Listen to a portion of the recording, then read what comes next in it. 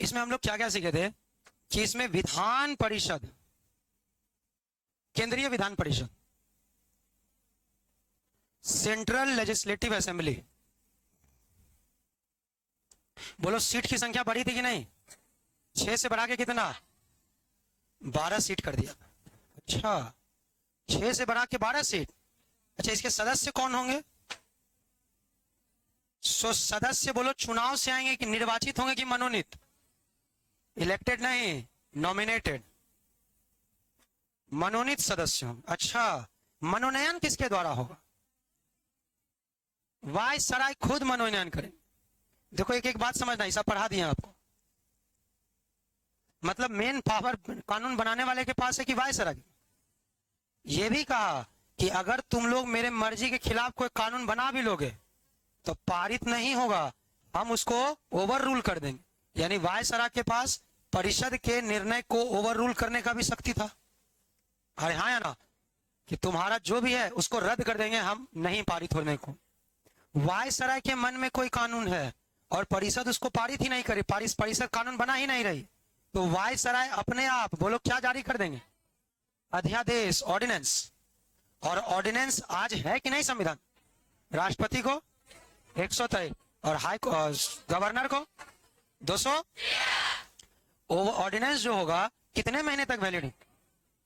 1 साल नहीं सोचना, 3 महीना भी नहीं, 4 सप्ताह भी नहीं, 6 महीना, न कम न ज्यादा। आज भी पहले सर इतना बात था। हाँ, अचानक क्या हो गया? अचानक नया कानून आया। कौन सा? 1892 का भारत परिषद अधिनियम। पहले तो ये बताओ, सुनो लिखो नहीं, इंडियन काउंसिल एक्ट ऑफ 1892। तो पहला क्वेश्चन तो आपसे ये होना चाहिए कि ये बताओ कि 92 में कहा आया? 66 का तो समझ में आता है कि 20-20 साल में आता था। 61 में ही कहा आया, ये भी समझ में आ गया कि 58 में 57 की क्रांति हुई, 57 में 58 में नया सरकार बना, 59 में लॉर्ड कैनिंग ने पोर्टफोलियो सिस्टम लाया था, याद करो, उसको वैलिडिटी भी देना था। याद है ना सबको? तो 61 का अधिनियम आया, ये तो बात समझते हैं। ये बताओ कि 92 क्यों आया? तो 92 आने का रीजन, पहले पॉलिटिकल रीजन समझो तो याद करना अपने आप आसान हो जाए। जैसे कैसे इसमें आ गया कि नंबर सदस्य बढ़ेगा, क्यों बढ़ा? क्योंकि बताओ खुश किसको करना था, जनता को कि राजा रानी? राजा रानी को अपीज करना था, पॉलिसी ऑफ अपीजमेंट बोलते, इसी को हिंदी में तुष्टीकरण कहते। हिंदी में इसको कहते तुष्टीकरण। जो चाह रहे वो मिल जाए, सबके लिए भला नहीं होगा, तुम्हारे लिए भी भला नहीं होगा, लेकिन जो अभी चाह रहे वो मिल जाएगा, उसको तुष्टीकरण बोलते। पॉलिसी ऑफ अपीजमेंट 1861 में अपना। ठीक है ठीक है। ये बताओ कि 1892 में क्यों आया? इसलिए आया क्योंकि आपको याद है कि 1813, 1833, 1853, देखो ये सब समझोगे तब क्लियर हो। 13 में कहा था कि 1 लाख रुपया शिक्षा पर खर्चा करो, याद है? 33 में कानून को एक कर दिया, सबके लिए एक कानून होगा, संहिता बना ना। और अध्यक्ष कौन आया? 34 में कौन अध्यक्ष बना? लॉर्ड मैकॉले, पहला लॉ कमीशन का अध्यक्ष बना। ध्यान दो, इन सब से भारत में थोड़ा थोड़ा शिक्षा का शुरुआत हो रहा था। 1861 के परिषद अधिनियम के बाद तो कमाल ही होगी। 61 में कहा कि सदस्य मनोनयन करेगा वायसराय। वायसराय से पूछा किसको मनोनयन करोगे? तो कहा राजा महाराजा को खुश करना है। लेकिन कैसे बोलता कि खाली राजा महाराजा को मनोनयन करें? खुश तो इसको करना है राजा को, लेकिन ये बात तुम ही सोचो, कैसे बोलता कि हमको खाली राजा के लिए काम करना, जनता विद्रोह कर दे। तो ये कहा जो पढ़ लिख लेगा ना अंग्रेजी शिक्षा, उसके लिए भी हम उसको भी मनोनयन करेंगे, लेकिन पढ़ा होना चाहिए। राजा जनरली पढ़े लिखे होते। बोला वाह, राजा का बेटा अपना लंदन में पढ़ रहा। तो भारत के मध्य वर्गों का पहली बार इंडिया में मिडिल क्लास का उदय हुआ। देखो मिडिल क्लास आज जैसा है पहले भी वैसा ही था। अब अपने घर में देखिए, हमको उम्मीद है कि ऐसा कोई घर नहीं होगा मिडिल क्लास फैमिली। अब जो गरीब है उनका तो बात ही छोड़ दिए, मिडिल क्लास जो रिक्शा नहीं चला रहे हैं, जो जिसके घर में इनकम ठीक है, वो यही कहते हैं कि बेटा हम कम रोटी खा लेंगे लेकिन तुम पहले पढ़ो। आपने मोबाइल रखे हैं नोकिया वाला, लेकिन तुमको आपको बड़ा फोन दे देंगे कि पढ़ो, इंटरनेट से आजकल पढ़ाई हो, सारा व्यवस्था आपको कर दिए। ये मिडिल क्लास का पहले से ही लक्षण था। कि हम कम खा लेंगे। इसीलिए तो देखते हो इंदिरा गांधी के समय नारा भी आ गया, आधी रोटी खाएंगे, जान रहे हैं आप लोग।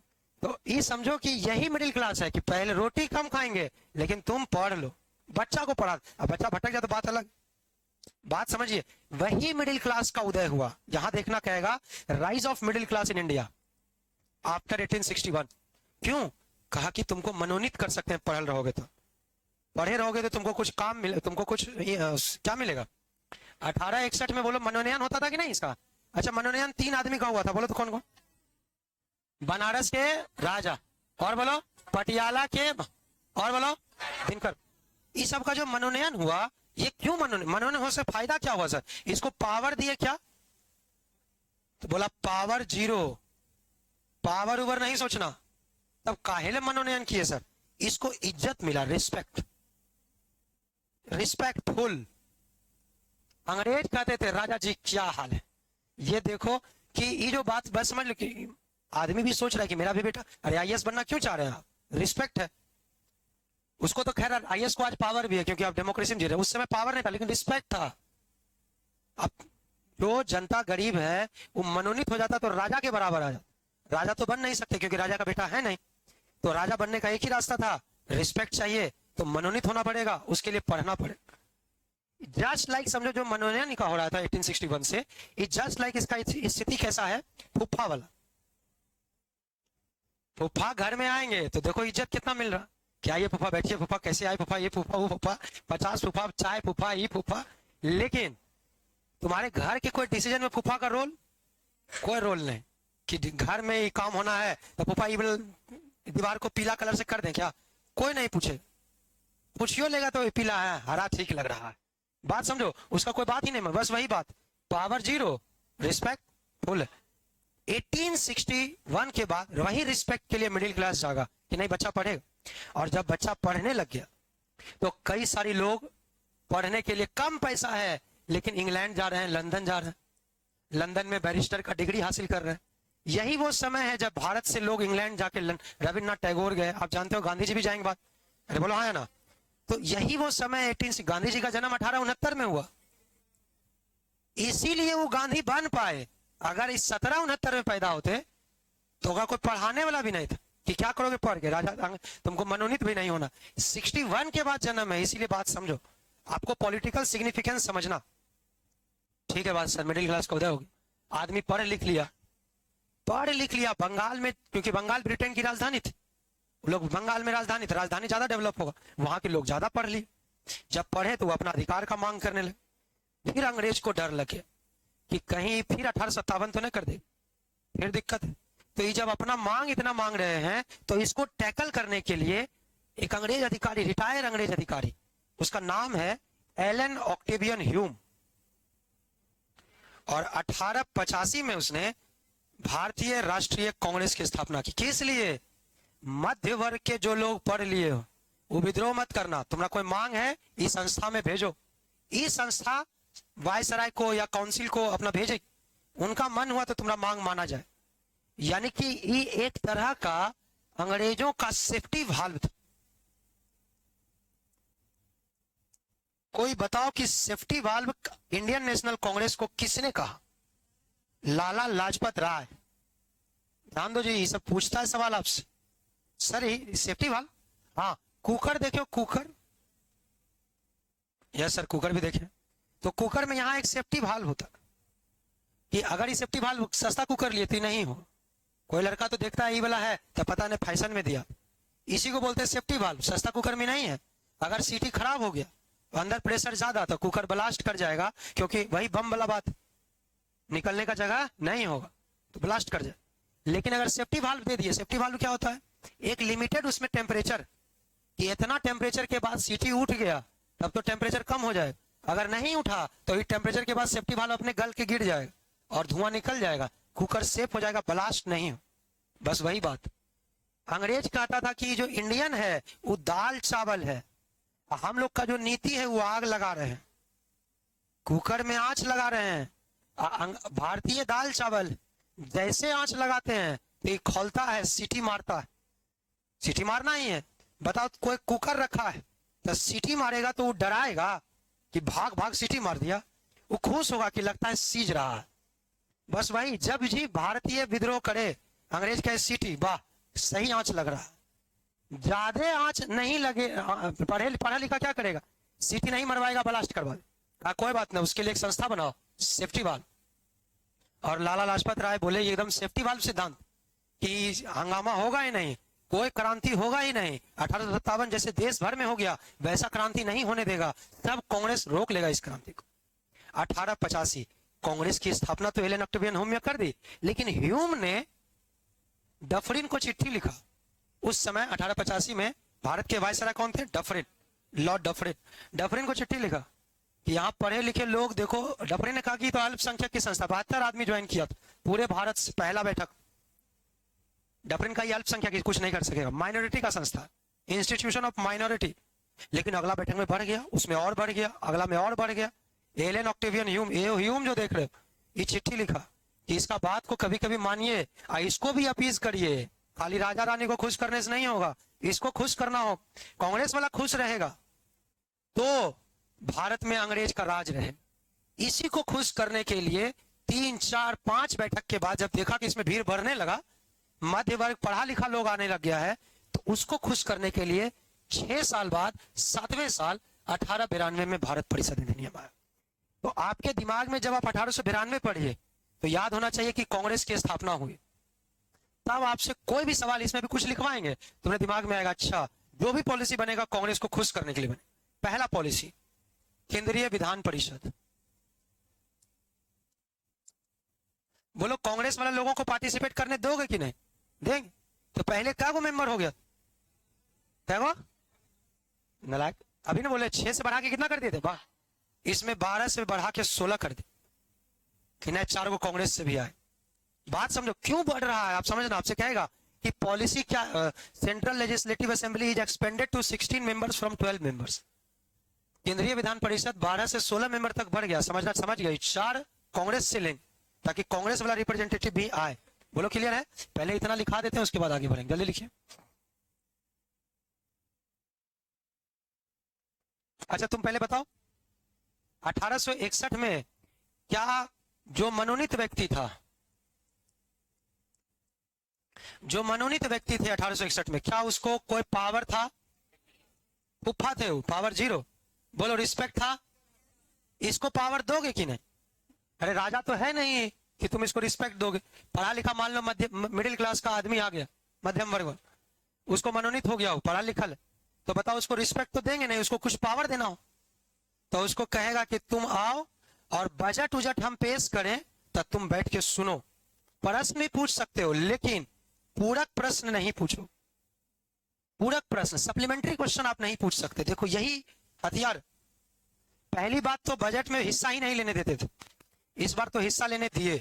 फिर बोले पूरक, पूरक प्रश्न समझते हो? जैसे देखो संसद का न्यायालय का, संसद का कुछ भी होगा तो कहेंगे आप पूरक प्रश्न पूछा जाए, ask your supplementary, supplementary question.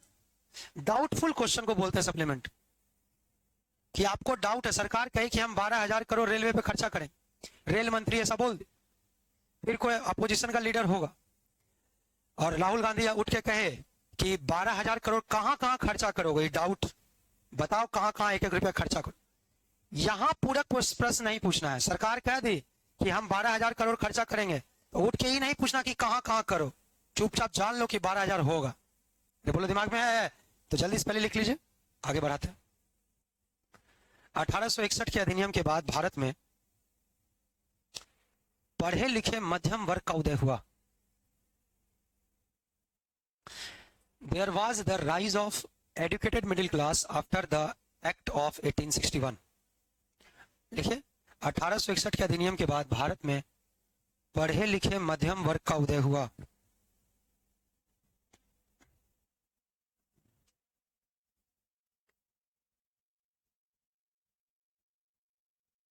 पढ़े लिखे मध्यम वर्ग का उदय हुआ। इसका मेन टारगेट पढ़ाई लिखाई, नीचे लिखे डैश देखिए, पढ़े लिखे मध्यम वर्ग का उदय हुआ। इसका मेन टारगेट पढ़ाई लिखाई, नीचे लिखे डैश देखिए, पढ़े लिखे वर्गों की मांग को, पढ़े लिखे वर्ग की मांग को सीमित करने के लिए पढ़े लिखे वर्ग के मांग को सीमित करने के लिए 1885 में ए.ओ. ह्यूम ने भारतीय राष्ट्रीय कांग्रेस की स्थापना की। To limit the demands of educated people, A O. Hume established INC in 1885। पढ़े लिखे वर्गों के मांग को सीमित करने के लिए ए.ओ. ह्यूम ने 1885 में भारतीय राष्ट्रीय कांग्रेस की स्थापना की। कहां कांग्रेस का स्थापना हुआ था? पुणे में कि बंबई में? बंबई में। नालायक ये सब भी नहीं जानता है, हिस्ट्री पूरा खत्म हो गया। कहां स्थापना हुआ? बंबई में। कौन कॉलेज? गोकुलदास तेजपाल संस्कृत महाविद्यालय, मतलब कॉलेज। लिखे इसी में स्टार लगा के डबल बार। ये पूछा सवाल है, बीपीएससी में पूछा है 69 में, 69वीं में। देखो, लाला लाजपत राय ने लाला लाजपत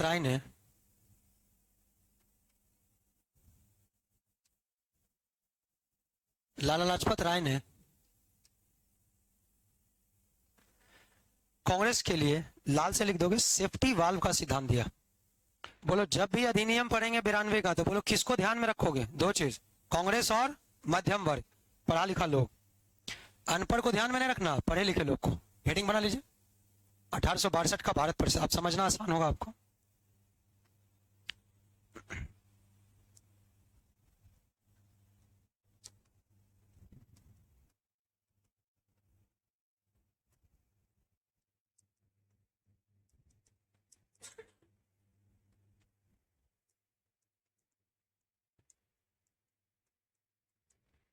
बोलो, 12 से बढ़ाकर कितना? 16 कर दिए।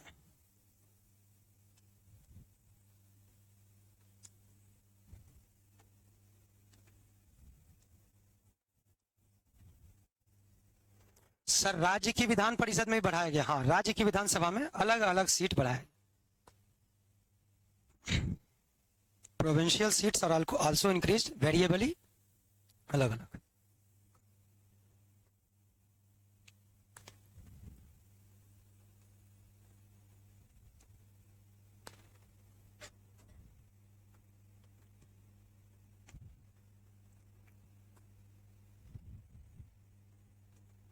बोलो पहले जोर से। ई वाला अधिनियम दो चीज को खुश करने के लिए, किसको किसको? मध्यम वर्ग और कांग्रेस। पहली बात तो कांग्रेस के लिए सीट बढ़ाया। मध्यम वर्ग के लिए क्या कहा? कहा कि जो भी मध्यम वर्ग है, जो पढ़ा लिखा है, यूनिवर्सिटी से पास आउट, जो ग्रेजुएट हो गया है, बिना ग्रेजुएट का नहीं, ग्रेजुएट अगर है, या आप टैक्स देते हो, या आप अलग अलग संस्था जैसे चेंबर ऑफ कॉमर्स, बिजनेस व्यापारी के मेंबर हो, तो आप वोट दे सकते हो। अब मनोनयन नहीं होगा सदस्य का, अब वोटिंग होगा। लेकिन वोट कौन देगा? पढ़े लिखे ग्रेजुएट, जो ग्रेजुएशन से कम है वो नहीं देगा। दूसरा, जो टैक्स देता है, टैक्स पेयर्स। और तीसरा बोलो, अलग अलग संस्था में, जैसे कि चेंबर ऑफ कॉमर्स में मेंबर है, तो वोट दे सकते हैं। तो तीन लोग को, तीन समुदाय को वोट देने का अधिकार मिला। देखो, वे वोट कर सकते हैं, या उन्हें वोट का अधिकार मिला, वोटिंग राइट्स, जो नंबर 1 टैक्स पेयर, करदाता। हाँ, सब लोग नहीं जाते थे, कुछ लोग जाते थे, कुछ लोग नहीं जाते थे। इंडिया में डाउनवर्ड फिल्ट्रेशन थ्योरी हिस्ट्री में पढ़ेंगे आप, अधोमुखी निस्यंदन का सिद्धांत बोलते।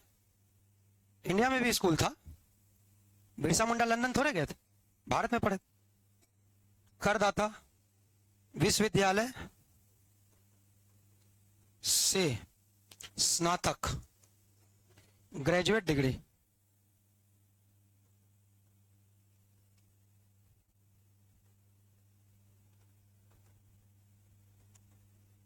वोट वही दे सकते हैं जो स्नातक पास।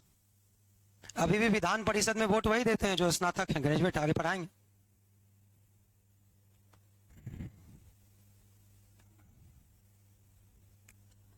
ठीक है सर, वोट तो दे देगा, लेकिन सदस्य का मन, पहले देखो क्या होता है, सदस्य का मनोनयन किया जाता था ना, कि वायसराय पूरे भारत में किसी को कह सकते हैं कि तुम सदस्य बन जाओ।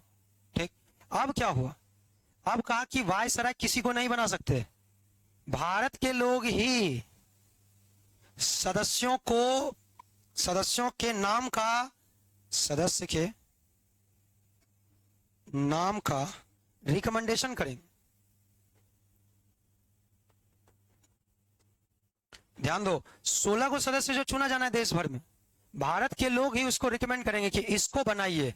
उसमें से मान लो 50 को रिकमेंड कर दिया, तो उसमें से वायसराय कुछ को, 4 गो 6 गो जो भी इंडिया के लिए है उसको मनोनीत करे।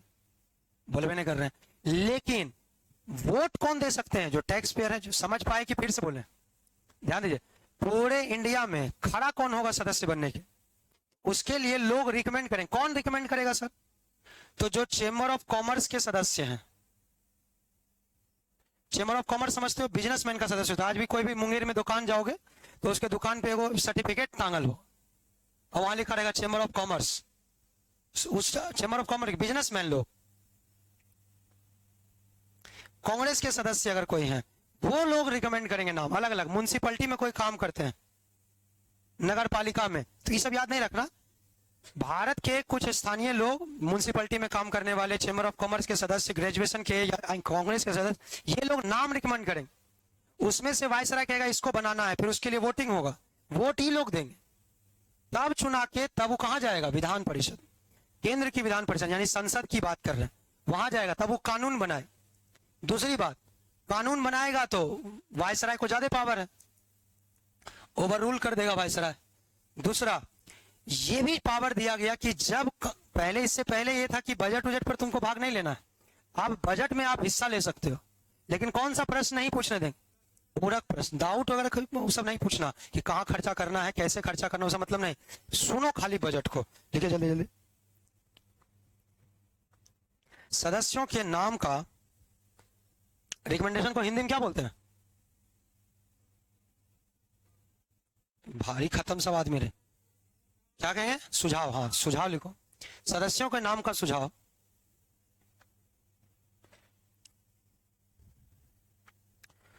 सदस्यों के नाम का सुझाव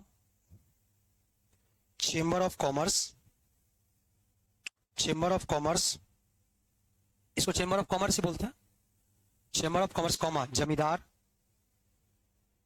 जमींदार, कॉमा नगर पालिका के लोग इत्यादि करेंगे, इत्यादि करेंगे।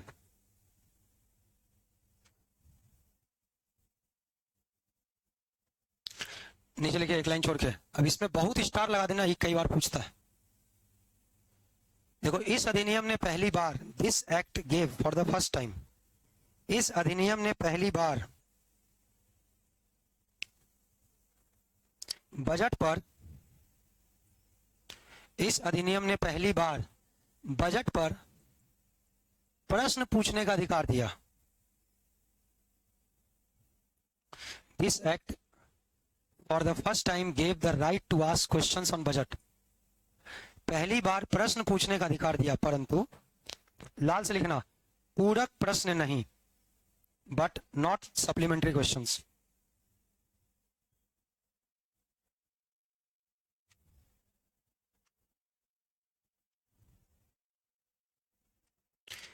बताइए क्या इसमें कोई दिक्कत है। 1892 का अधिनियम, फिर से सुन लो, 1892 का अधिनियम दो वर्ग को खुश करना था, कांग्रेस और मध्यम वर्ग। मध्यम वर्ग को कहा कि तुमको वोट देने का अधिकार नहीं दे रहे हैं, पढ़ लोगे तो वोट देना। कांग्रेस को कहा तुम्हारे लिए सदस्य की संख्या बढ़ा दिए। कांग्रेस वाला इसमें भी खुश नहीं हुआ, कहा हमको बजट जब आप पढ़िए तो वहां भी भाषण, हमको भी हिस्सा लेने दीजिए। कहा ठीक है, बजट जब चलेगा तो तुम हिस्सा लेना, क्वेश्चन भी पूछना, लेकिन डाउट जिस क्वेश्चन में वो नहीं पूछना, डाउटफुल सवाल, सप्लीमेंट्री क्वेश्चन नहीं पूछना है। बोलो क्लियर। ये इतने को भैया 1892 खत्म हो गया। फिर से सुनो, 1892 दो चीज को खुश करना है, किसको किसको, कांग्रेस मध्य वर्ग। मध्य वर्ग को क्या चीज दिए, वोट का अधिकार। कांग्रेस के लिए सीट बढ़ाए। कांग्रेस खुश नहीं हुआ, कहा हमको क्वेश्चन पूछना है। बोला पूछो, कौन सा छोड़ के। क्लियर है सबको। अब हम लोग नेक्स्ट आते हैं। बोलो अगला कौन होगा, बोलो जी। 1909 का भारत परिषद अधिनियम।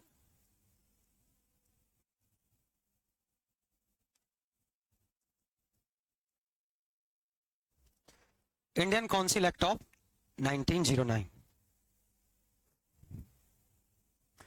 कोई भी नियम पढ़ो, कोई भी अधिनियम पढ़ो तो बैकग्राउंड दिमाग में होना चाहिए। 1861 में 57 की क्रांति, ध्यान रखना, अपने समझ जाओगे, राजा रानी के लिए काम हो। 1892 में कांग्रेस, ध्यान रखना, मध्य वर्ग, ध्यान रखना, क्लियर समझो। अब हम बात कर रहे हैं 1800, सर इसमें बताओ पॉलिटिकल सिग्निफिकेंस क्या है? तो इसमें पॉलिटिकल सिग्निफिकेंस है, देखो बात सुनो ध्यान से। इस समय, बढ़िया सुनो, इस समय दो बहुत इंपॉर्टेंट चीज हुआ है। पहला, पार्टीशन ऑफ बंगाल, बंगाल विभाजन। देखो ये सब समझोगे, इतिहास से जोड़ोगे तो केमिस्ट्री पॉलिटी बढ़िया समझ पाओ। 1905 और मुस्लिम लीग की स्थापना 1906। ये दोनों को बैकग्राउंड में रखोगे तो समझना आसान है। 1906, देखो ये दोनों तो करने वाला कौन था? Lord Curzon. इस समय वायसराय कौन थे? कर्जन। तो अभी कर्जन तो इतिहास की बात हो, हम लोग पॉलिटी में आते हैं। 1909 में कौन था? तो इस समय वायसराय थे Lord Minto. Minto the second था, हम लोग मानते हैं लॉर्ड मिंटो। और इस समय भारत का सचिव कौन था? भारत का जो सचिव था मॉर्ले था। हिंदी में मार्ले लिख देते हैं, मॉर्ले। ध्यान दो, ये दोनों का हमको फोन आया, सर आपको? हाँ, हम ही फोन है। कहा कि अब हम क्या करें ये बताओ। यार ये पढ़े लिखे लोग तो ज्यादा ही मांग रहे हैं। अब 92 में मांगे थे कि हमको वोट का अधिकार दो, वोट का दे दी। फिर कह रहा है वोट का अधिकार सबको दो, खाली ग्रेजुएशन वाला काहे देगा। दूसरा, ये कांग्रेस ज्यादा ही मजबूत होते जा रही, कांग्रेस ज्यादा मजबूत हो जाएगा तो लोग गैंग बना कहीं हम ही को नहीं आउट कर दे। आप क्या करें अपनी से बताओ। बोले अरे यार तुम अपना पुराना फॉर्मूला लगाओ। कहा पुराना फॉर्मूला? बोले हाँ, old wine in new bottle. इसका बड़ा अच्छा वर्ड लिखा है Laxmikanth. Old wine in new, पुराना लक्ष्मीकांत में था, नया में हटा दे। मतलब नया बोतल में पुराना शराब। ये क्या मतलब है सर? कहे इसका पुराना नीति था डिवाइड एंड रूल, बांटो और राज करो। क्या नियम सर? पहले किसको बांटा था? तो पहले बांटा था आम जनता और राजा को। राजा तुमको सब कुछ देंगे, जनता को हटाओ। अब किसको बांट रहे हैं? देख रहे हैं कि कांग्रेस में मुस्लिम की भी उतनी प्रतिनिधित्व है जितना हिंदू का है। कांग्रेस सबकी संस्था बनती जा रही थी, सबकी संस्था बनती जा रही थी। इसीलिए डिवाइड एंड रूल करने के लिए कहा हम समझ गए, हिंदू और मुस्लिम को ही बांट दो। इसने लाया सांप्रदायिक चुनाव, कम्युनल इलेक्टोरेट। देखो अगर ये समझे रहोगे तो बहुत आसान हो जाएगा समझ। सांप्रदायिक पंचायत भी बोलते हैं। कम्युनल इलेक्टोरेट मतलब इसने कहा कि हिंदू और मुस्लिम को बांटना है, अभी सिख का बात नहीं करना। अगला अधिनियम में सिख को भी बांट दे, क्या सिख के लिए भी कम्युनल इलेक्टोरेट रहेगा। ध्यान दो, इसमें कहा कि अगर कोई मुस्लिम कहीं से खड़ा होता है, चुनाव में कोई मुस्लिम खड़ा हुआ, तो इसको सिर्फ मुस्लिम वोट देंगे। इस जगह में जितना मुस्लिम होगा सब इसको वोट देगा, और जो हिंदू होगा वो टुकुर टुकुर दाग ताक, उसको वोटिंग वोटिंग नहीं मिले। बोला सबको वोट का अधिकार दे देंगे, लेकिन मुस्लिम को खाली मुस्लिम वोट करे। हिंदू को कोई भी वोट कर सकता है, मुस्लिम करो, हिंदू करो, सिख करो, मतलब नहीं है, लेकिन मुस्लिम को सिर्फ मुस्लिम वोट करेगा। ये 1909 में लीजिए मॉर्ले मिंटो ने बोल दी। इसी को बोलते हैं मॉर्ले मिंटो रिफॉर्म या सुधार, अंग्रेज बोलता है। गांधी जी कहते हैं कि मार्ले मिंटो सुधार ने या 1909 के भारत परिषद अधिनियम में भारत का सर्वनाश कर दिया। कई बार क्वेश्चन पूछेगा कि गांधी ने किस अधिनियम को कहा कि सर्वनाश करने वाला अधिनियम था? 1909 पहली बार एक बीज बोया गया कि हिंदू अलग है, मुस्लिम अलग है। मुगल इतना दिन राज किए, किसी को फील नहीं हुआ। आपको एनसीईआरटी पढ़ोगे 12th का, 11th का, कोई भी क्लास का, मुगल हिस्ट्री तो खैर नीचे से हटा दिया, लेकिन आप 11th 12th में हिस्ट्री पढ़ोगे तो उसमें सीधा लिखता है कि कभी भी हिंदू को ये नहीं लगा कि मुस्लिम का शासन है, और कभी भी मुस्लिम को ये नहीं लगा कि हिंदू का। हिंदू का शासन तो खैर था ही नहीं उससे। बात समझो, सिनेमा देख के नहीं बोरा जाना। जैसे कि महाराष्ट्र में सिनेमा देख के लोग बोरा गए क्योंकि हिस्ट्री पढ़े नहीं है। हिस्ट्री पढ़ते तो उनको पता चलता कि औरंगजेब सबसे ज्यादा हिंदू सेनापति रखे हुए थे। महाराणा प्रताप के जगह पे महाराणा प्रताप का तोपची खुद हाकिम खान सूर हुआ करता था, और अकबर की तरफ से मानसिंह लड़ता था। बात समझो, एनसीईआरटी सीधा लिखता है कि आम जनता को फर्क ही नहीं पड़ता था कि हिंदू शासक है कि मुस्लिम शासक, कोई मतलब नहीं। अंग्रेज के समय ये सब समझा, और अंग्रेज में भी इस तारीख से पहले तक 1905 किया, हिंदू मुस्लिम मिल के विद्रोह किए। मुस्लिम लीग का गठन हुआ, आपको जान के आश्चर्य होगा कि मात्र पूरे भारत से मुसलमान, पाकिस्तान, बांग्लादेश, इंडिया सब मिला के मुस्लिम लीग 1909 तक जब भी अधिवेशन किया तो उसके अधिवेशन में 150 से 200 लोग आते थे, उससे ज्यादा नहीं आते थे। लेकिन इस अधिनियम ने खाई डायरेक्ट खोदा कि देखो एगो बीज बो दिया गया है, और ये बीज था हिंदू मुस्लिम एकता को समाप्त करने और डिवाइड करने के बाद यही बीज 1947 में पार्टीशन बनता है कि अब बंटवारा होगा, अब कोई उपाय नहीं है। तो गांधी इसी को कहते हैं, यही बीज है, यही सर्वनाश करने वाला अधिनियम था। क्वेश्चन डायरेक्ट पूछता है कि गांधी ने सर्वनाश करने वाला अधिनियम किसको बोला? 1909। इसमें किया क्या गया? सांप्रदायिक पंचायत। बोलो किसके लिए? मुस्लिम के लिए या सिख के लिए, हिंदू के लिए? सिर्फ मुस्लिम। अगला में सिख भी आ जाएंगे। तो सिर्फ मुस्लिम के लिए अलग चुनाव लाया, बोला डिवाइड एंड रूल करो। कांग्रेस हल्ला करने लगी, बोला हल्ला नहीं करो, 16 गुना भी आदमी था, 60 को कर रहे हैं। लो बाप रे बाप, सेंटर लेजिस्लेटिव असेंबली में 60 आदमी चुना के आएंगे, वाह बड़ा बेजोर बात। बोलो सदस्य की संख्या कितना से 12 से 16 से बढ़ा के कितना? कांग्रेस भी चुप हो गए। क्यों चुप हो गए? क्योंकि उस समय गांधी नहीं था। इस समय गांधी नहीं सोचना, भारत में गांधी है ही नहीं। तो कांग्रेस में उस समय नरम दल का वर्चस्व था।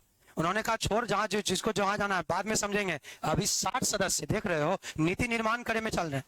इसीलिए 1909 में कांग्रेस ने कुछ नहीं बोला, खुश करने के लिए। इसको कहते हैं पॉलिसी ऑफ अपीजमेंट, तुष्टीकरण की राजनीति, कि तुम खुश रहो, बाकी को जो बोलना है देख लेंगे। मुस्लिम कुछ बोलेगा ना, क्योंकि उसको अलग से चुनाव करने का व्यवस्था दे दिए। हिंदू कुछ नहीं बोल रहा है, हटाओ। बोलो ये समझ में आया जी? नीचे लिखिए। इसमें सदस्यों, केंद्रीय विधान परिषद में सदस्यों की संख्या 16 से बढ़ाकर 60 कर दी। लाल से लिखना इसको, 60 को। केंद्रीय विधान परिषद में सदस्यों की संख्या 16 से बढ़ाकर 60 कर दी गई।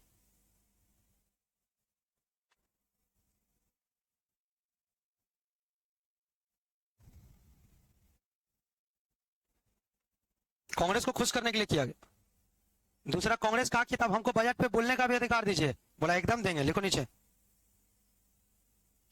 विधान परिषद में कानून बनाने एवं उसे पारित करने का अधिकार, अपने से कानून बनाओ, अपना पारित करो। कांग्रेस वाला खुश। विधान परिषद में कानून बनाने एवं पारित करने का अधिकार।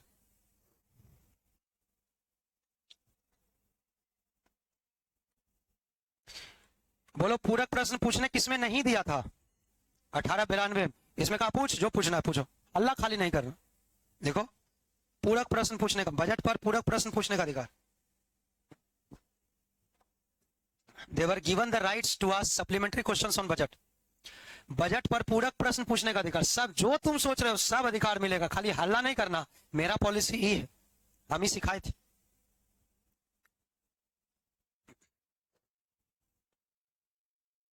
बोलो सदस्य की संख्या कहां से कितना कर दिया? 16 से। बोलो आप कानून बना भी सकते हैं और पास भी कर सकते हैं। दूसरा, बजट पर प्रश्न पूछ सकते हैं कि नहीं? दिल खोल के पूछो, जो मर्जी वो करो, लेकिन साथ में लाल से लिखो सांप्रदायिक चुनाव। कम्युनल अवार्ड बोलता है इसको पार्लियामेंट, कि हम तो अवार्ड दे रहे हैं, पंचायत है। देखो तुम अवार्ड नहीं लिखना, कम्युनल इलेक्टोरेट लिखो। हम लोग के लिए अवार्ड नहीं था, लिखा हुआ हिंदी में सांप्रदायिक चुनाव प्रणाली की शुरुआत।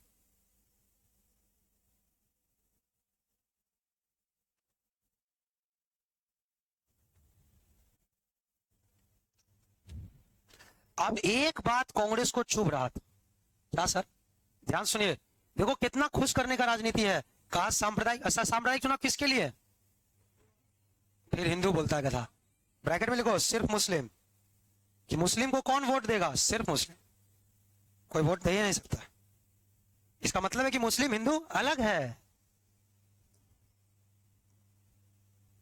देखो कांग्रेस, अभी इस बात पे कांग्रेस कुछ नहीं बोले थे। कांग्रेस ने जो मांगा, कहा बजट पे प्रश्न पूछेंगे, ले लो। बोला कानून बनाएंगे, बना लो। पास करेंगे, कर दो। सब जो मांग, मेंबर बढ़ाओ, 60 को कर दिया। आप बोलो और कुछ? 16 से 20 बढ़ाता, अरे 4 से 6 किया, 6 से 12, 12 से 16, 16 से 60, इकोन हिसाब है डायरेक्ट कितना? क्यों 60 कर दिए? सब कांग्रेस वाला बाबा चुप, अभी शांत, सब शांति ले लिया। ध्यान से सुनना मेरी बात को। कांग्रेस का एक और दिक्कत था कि ठीक बात, विधान परिषद से हम कानून बना तो देंगे, पारित भी कर देंगे, लेकिन वायसराय को पावर है कि भैया रद्द कर देगा, तब वायसराय कहेगा रद्द, तब तो वायसराय जो कानून लागू करता है उसको क्या बोलते हैं? लेजिस्लेटिव की एग्जीक्यूटिव, कार्यपालिका। बोलो जी, कार्यपालिका, अंग्रेजी में एग्जीक्यूटिव।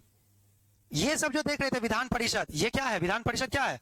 जहां कानून पास होता है उसको लेजिस्लेटिव, विधायिका, ये सब पढ़ाए है ना जी। तो विधायिका में अधिकार मिल गया, लेकिन फिर कांग्रेस वाला बोला रुकिए रुकिए रुकिए रुकिए, अगर जो इस समय आपको जान के आश्चर्य होगा 1909 में लंदन भी गए थे। अच्छा, ये कानून कहां से बन रहा था? भारत परिषद से। परिषद कहां था? लंदन में। कै गो सदस्य था? 15 सदस्य, याद है ना, सचिव के नीचे।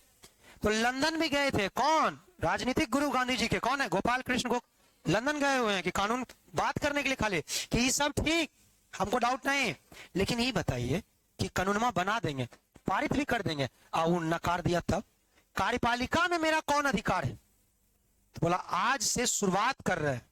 इसी में एक चीज और जोड़ा, बहुत इंपॉर्टेंट, कि एक सदस्य कार्यपालिका में भी भारत का होगा। ये लो, भारतीय सदस्य कार्यपालिका में होगा। यहां कानून बनाएंगे, पारित भी करेंगे, और लागू भी भारतीय सदस्य करेगा। देख लो कितना इंपॉर्टेंट है। पहला सदस्य जो बना उसका नाम पूछेगा, सत्येंद्र प्रसाद सिन्हा। नाम बोलो। राजेंद्र प्रसाद नहीं है, कौन है? लिख लीजिए। गवर्नर, सॉरी, वायसराय की कार्यपालिका के, वायसराय की कार्यपालिका परिषद के प्रथम भारतीय सदस्य, वायसराय की कार्यपालिका के प्रथम भारतीय सदस्य, वायसराय की कार्यपालिका के प्रथम भारतीय सदस्य, बोलो कौन हुए? Satyendra Prasad Sinha, the first member, ऐसे लिखिए, first executive member, the first Indian executive member of viceroy. Oh, उल्टा पुल्टा हो गया।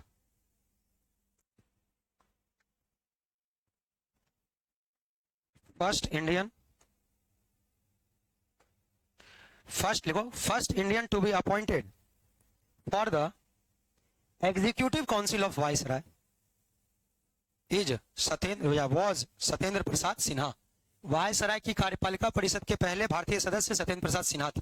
बोलो ये क्लियर हो गया? इसी में बनाया गया। 1909 खत्म हो गया, अब कोई आ गया भारत में। कौन आए? गांधी। 1900, बोलो कब आए गांधी? 1915, 9 जनवरी 1915। उसके बाद एक साल वो घूमे, 16, 17 में वो चंपारण करके हीरो बन, फिर 18 खेरा सत्याग्रह, अहमदाबाद, भारत के हीरो बन गए। 1919 में तो जैसे उन्होंने खिलाफत को नेतृत्व किया, फिर हिंदू मुस्लिम एक हो, और गांधी ने वापस अंग्रेजों की चाल को समाप्त किया। कहा गंधिया के लिए वो नियम लाएंगे, भारत परिषद अधिनियम 1919। आपको कल जान के आश्चर्य होगा कि गांधी को क्यों राष्ट्रपिता कहते हैं। अभी किसी से पूछते हैं why Gandhi is called the father of the nation, तो कोई कहेगा स्वतंत्रता दिलाए, खाली वही दिलाए।